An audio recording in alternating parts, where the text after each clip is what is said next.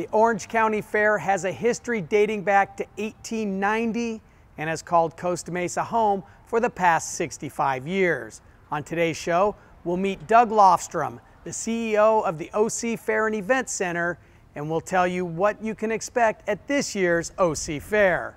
I'm Dane Bora, and this is City Talk.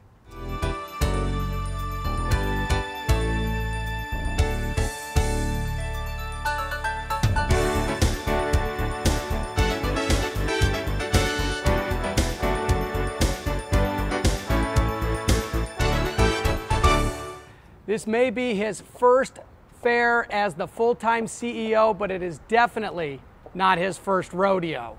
Doug Lofstrom has been with the OC Fair since 2000, and we are excited to have him on City Talk for the first time. Doug, thanks for joining me. I look forward to it today.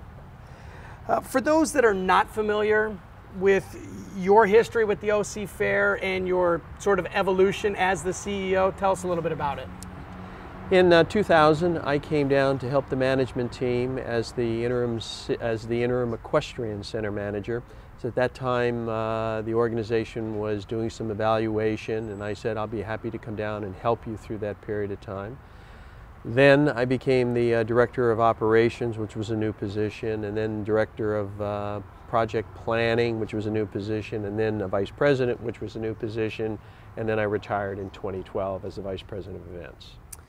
Last year when we talked on a different show, you were the interim CEO, and you told me that your plans at the time were to guide the board's search for a CEO, and here we are a year later, and you're still the CEO, but not on a permanent basis. Right. After the fair, I sat down and I talked to the board, and I said, my suggestion is that you take time as you go through your search process for a new CEO. I had shared with the board that I was not going to be a candidate, that I wanted to get back to retirement, but that I was willing to help them and the staff as we go through transition. So I did reinstate, so I am the CEO, and at the end of this year I will go back to retirement. My hope is that the board will have selected their top candidate as we get into the latter part of fall, if not sooner, and then we can get the new CEO in, and then I will transition out. And now with OC, with our fair here since 2000, but a long history in the fair business. Yeah, I actually started my career managing the fair in Hemet in 1980. This is about 34 years ago, and that was one of the smallest fairs. Then I went to the National Orange Show as one of the assistant general managers, and then subsequently to the Los Angeles County Fair as one of the vice presidents. So I've been in the business since 1980. I always think of the fair as kind of a traveling show, and you've kind of traveled along as well. Yeah, you know, some of the people in the fair business have stayed at their fairs for a long period of time. I wasn't quite sure where my career was going to take me, but it's taken me through 4 different organizations, 4 different communities, and it's been a very exciting journey working in different communities and working for different organizations. And you've obviously had a lot of roles here, you know, all those new positions, but tell me, finishing this first really full year as the CEO, has it been what you expected? Yes, it's been very busy with the Pacific Amphitheater renovation project and working with the board to guide them, to get them ready for the search. We are going to be, the consultant will be releasing the organizational needs assessment shortly, working with the staff, guiding them, supporting them. And the thing that I have really enjoyed about this journey coming back is it's giving me a true understanding of what it means to be a CEO. Previously, when I'm the vice president of events, I'm out in the field, I'm setting things up, I'm doing a lot of the operations planning. But as a CEO, that's not what I'm doing. I'm spending a lot of time with the board, guiding them, helping them. We have 4 new board members that have just been appointed by Governor Brown, so I spend time helping them learn more about this business, because as new board members, I want to get them through their first fair very successfully and have them enjoy the search process as they go in to make their most important decision, selecting a new leader. Explain for us, if you will, the hierarchy and the structure over at the fair. It's real easy for me because I've been in local government for 25 years, and it's very similar. We have a CEO here and we have city council across the street. You're the CEO and you have a board, but explain for those who don't understand how it works. Right. We are known as the 32nd District Agricultural Association, doing business as the OC Fair and Event Center. There are 54 ag districts in California. We are a state agency. We come under the Division of Fairs and Expositions, which comes under the California Department of Food and Agriculture. Our board, there are 9 members on the board. They are all appointed by the governor of the state of California. Each board member serves a 4-year term. So every year, 2 directors' terms expire, and on the 4th year, 3 directors' terms expire. They will continue to serve at the pleasure of the governor.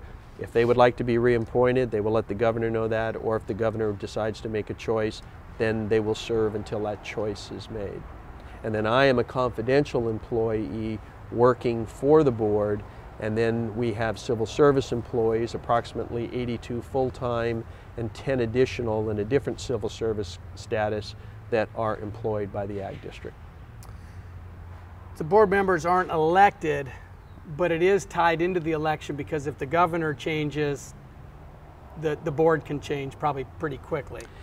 Yeah, we see different governors will appoint people of different parties. It's not necessarily a partisan appointment, but the thing about continuity that's important to us in the fair business is that even when a governor changes, those members that have been appointed by the previous governor will fill out their term. So we have continuity. We don't see a complete turnover based on how the governor's office goes. Right, the governor can't just come in and wipe the board clean and pick his own people. Yeah, there are terms. Yes. So at the time of this taping, the fair is still a little more than 2 weeks away. Tell us what we can expect at the 2014 OC Fair. Well, I think we're going to continue to offer a very safe event, an event that I think has resonated loudly with the customer. We've experienced phenomenal growth over the past 6 to 8 years. We're going to continue a very robust promotions campaign because we know that there are people who might not be able to pay the general admission of $12, but there's plenty of other ways that people can come to the fair, save money, and enjoy the fair. The one thing that we have added this year, we've added 4 new portable trailer restrooms. We know that over the years that restrooms are important to our customers, and this year we made the commitment so the guests that come to the fair will have 4 new portable trailer restrooms that I think will help them enjoy their experience more at the OC Fair. Sometimes it's just the little things, huh? Absolutely, absolutely. What makes the fair so popular, and how difficult of a task is it to keep it fresh and exciting but still accommodate those of us that like some familiarity? Well, my assessment of why it's so popular is I think the team at the Fairgrounds has realized that what we do is we sell fun. We provide a joyful experience for people when they come to the event.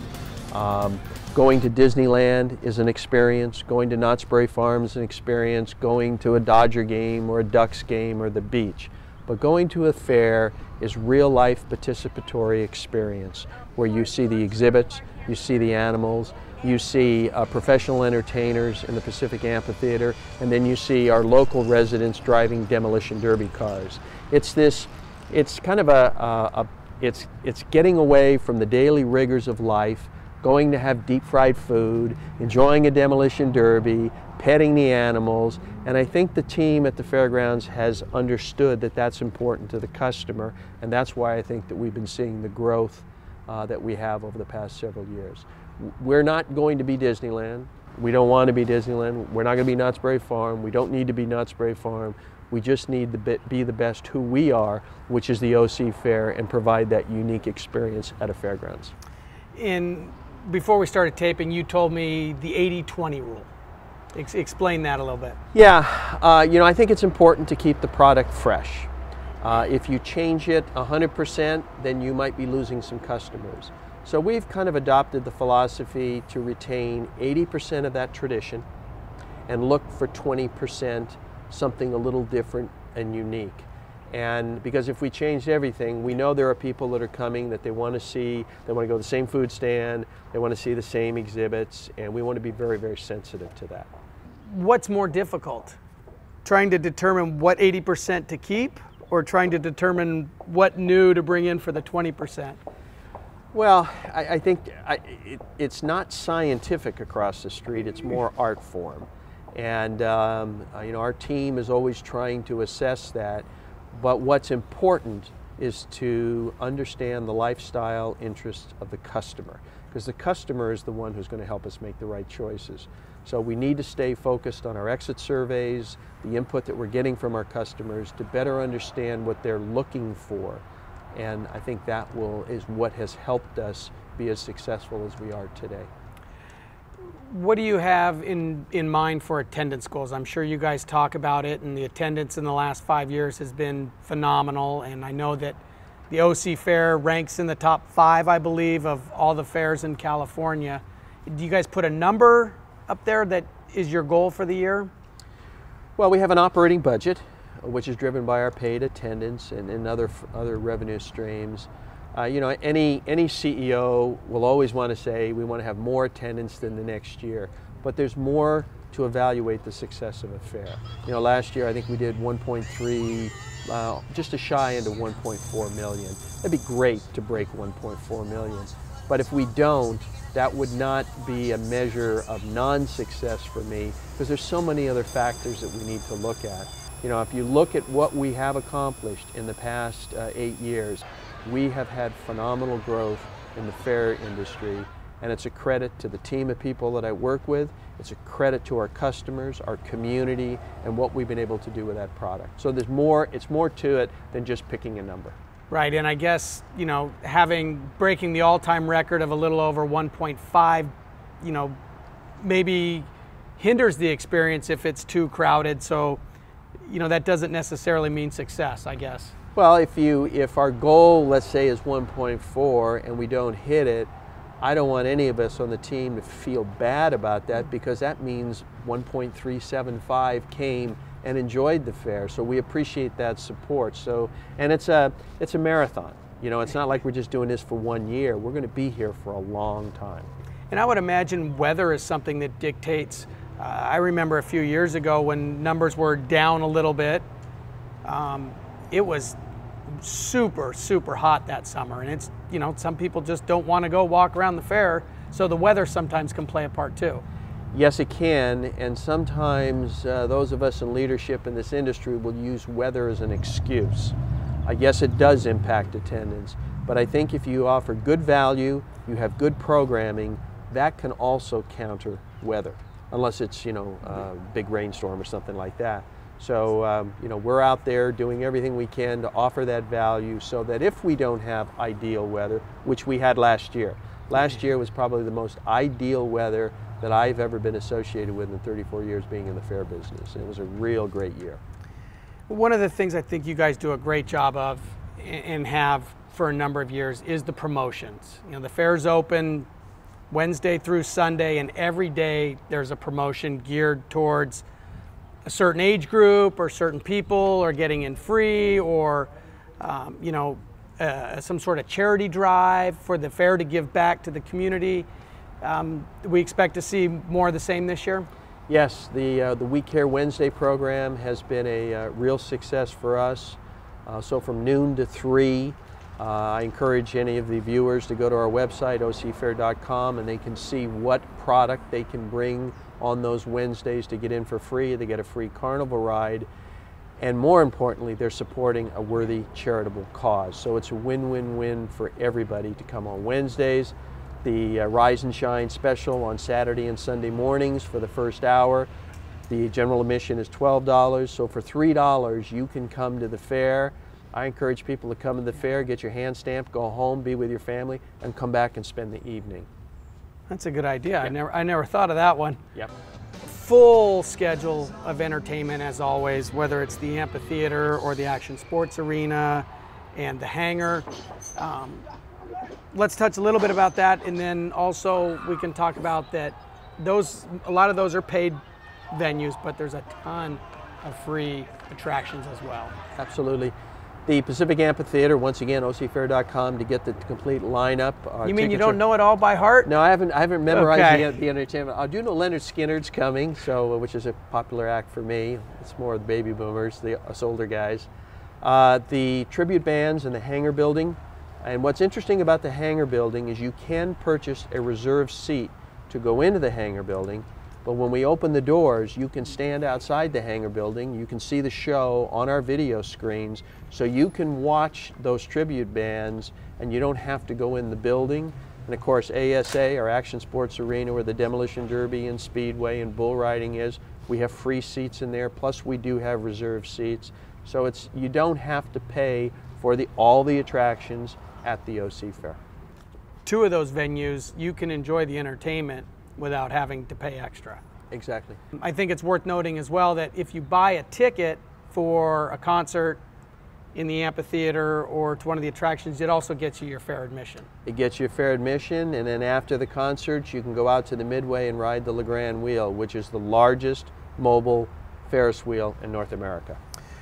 What would you say is new this year that you personally are looking forward to the most? I would say at this point, I know the Carnival is going to have 5 new rides, and the Carnival is a very important part of our operation. We're going to have the new Beer Fest, Brute Brew Hee Haw on Friday, Saturday, and Sunday. So for people who are into the craft beers, that's going to be something new and exciting. And then the other thing I'm encouraging everybody to do, every night at 8:30 in front of the hangar building. 2 years ago we started the Salute to Heroes program. Last year it was the Salute to Cities. This year it's called Commotion, Feel the Energy. And it's a very high energy video presentation, pyrotechnics, light, and there's going to be a special way for people to participate in that show. And I'm not going to spoil that right now. I'm encouraging, if you're at the fair, be in front of the hangar building at 8:30 every night, because I think you're going to enjoy the show. Like I said earlier, at the time of this taping, we're still a couple weeks away, and I hate to do this to you, but I'm going to ask you anyways, because we haven't even got to the 2014, but I'm going to jump ahead to the 2015. When do you guys start planning for the next fair? Actually, the planning team has been working on the 2015 fair for the last 3 months. And the theme hasn't been released yet, but next year is the 125th anniversary of the OC Fair. So it's going to be a special year for us. We're taking a look at, back to the 80-20 rule. Maybe there was some things that we did many years ago that were very successful that we need to dust off and bring back for 2015. So more to follow, but the actual planning of the fair many times is 18 months in front of the fair that's going to occur. That's amazing. That's amazing, and I'm guessing now that that's even been ramped up a little bit with the 125th next year. Absolutely. Yeah, no, by the time you take a look at sponsorship development, major attractions, or things that you want to do differently, it's important for us to get out in front of it. And also, another reason it's important to get in front of it is during the fair that's operating now, we can go look at some of the things that we might want to do. So the existing fair is our laboratory for the next year's fair. One of the, I think, great things about the fair is the boost in local economy and seasonal employment. Talk a little bit about how many people you guys bring in, one with the fair for the month-long stretch of fair, but then also the whole year. Right. We have 92 people on our payroll. During the fair, we will augment that an additional 1,500 seasonal people working just prior to the fair, during the fair, and some will work a little after. In addition to the 1,600 people that we have on our payroll, there'll be another 6,000 to 7,000 people that will be part of the carnival. They'll be part of the merchants, part of the food operations. So the fair is a large economic, has a large economic impact in the region during the fair, and even prior to the fair. I know the carnival will move in many times 2 to 3 weeks in advance, and I know they're spending their money in the community, in the restaurants, they're buying supplies and goods and services. So the economic impact is not just during the 23 operating days of the fair. And now you're the CEO of the OC Fair and Event Center. It's not just the fair. The fair is the granddaddy. It's the big part of what you do. But well, I'd imagine as CEO, maybe running the whole thing is more than just the fair. But talk about some of the other stuff that you guys have going on year-round at the OC Fair and Event Center. Well, of course, one of our traditional events that's been with us for a long time is the OC Marketplace, operating on Saturdays and Sundays. We have the farmers market on Thursday mornings. We have the food trucks on Wednesday night and the food trucks on Thursday. And in addition to that, we have over 130 additional events on our property that equate to about 230 event days, which does not include move-in and move-out. So we're a very, very busy facility all year long. There's only 4 weekends throughout the course of the year that we're dark. I think the residents of this community are so blessed to have you guys across the street and to have the Fair and Event Center in the city, because if you're ever looking for something to do on the weekend, you can always come over there and there's always something fun going on. Right. And I can assure you and your viewers that our team is sensitive to our impact in the community. You know, we go to great pains to make sure that the sound that's emitting from the Pacific Amphitheater is in compliance with the regulations. We've just put in a new sound system in the action sports arena so that our neighbors to the north have seen a significant decrease in our PA system. So our team does work hard. We know we have room for improvement, and those are the things that we will stay focused on as we continue to grow the fair and have additional events in the community. How do you guys determine, or how does it work out with what events you have there? And, you know, like some of the regulars, the marathon and the Great Labor Day Cruise, and those are events that come to you guys but participate here. And then there's others like Imaginology that's put on by your staff, I believe. That is correct. That is, other than the fair, Imaginology is a self-produced event that is produced by the staff at the OC Fair. All of the other events are produced by others. But what makes us really unique is we are event producers 2 months out of the year, and we're facility managers 10 months out of the year. But when somebody brings their event to us, they're talking to another event producer. It's not just like we're a facility manager 12 months out of the year. So we share a lot of common issues with other producers. We're very helpful to the other producers, and I know we get compliments on our team over there because they know they're talking to people who do something very similar to what they do and understand the challenges of producing an event. Now, you've been in the business a long time. We have the OC Fair, we have San Diego, Del Mar Fair, and the LA Fair, 3 really large fairs all within an hour of your fair. How is OC different than the other ones? Well, we're not, the facility is not as large. Fortunately... Which is amazing. I don't mean to interrupt you, but it seems like such a big venue when you're out here walking it. Yeah. No, the Los Angeles County Fairgrounds is about 3 times larger than our facility. And, you know, the fortunate thing is that the markets do not overlap. In other words, although we're closer to Los Angeles County Fair, that is primarily your Los Angeles Inland Empire market, which ours is a little bit more South Los Angeles County, Orange County, a little bit of North County. But each fair has its own flavor about itself. You know, what I've liked about Orange County, and I've been coming down here even before I worked here, my sons showed livestock here, was the weather. This is just a fun place to be, and I can tell you, it's not. While it's a big facility, it's not so big that you feel beat up at the end of the day. You can see everything in a day, and you can do many different things here, where the others are bigger operations. There's more to see and do at the bigger operations. But I think one of the things that we've done very, very well is we just promote fun. And people can come here and have a fun day or a fun evening at the OC Fair. You've worn a lot of hats over the years over there any one in particular that you're most fond of? Well, I would say probably the one I'm wearing right now, and for the simple reason, when Jerome Hoban went to the Alameda County Fair and the board reached out to me and asked me would I be interested in helping, I believe I'm helping them. I believe I'm helping the staff, and so I have you know, at the end of this term, I believe that I will be able to look back at this point in time in my career and say, I finished it, and I helped. So I would say this is probably the one that I'm the most proud of. All of them, but this one by an edge. Now, if for those that are familiar with the show, and I don't know if you've seen it, but we end every show with what I call the City Talk 4, and I want the first thing that comes to mind to each of these questions. And question number 1, what fair food do you crave throughout the year?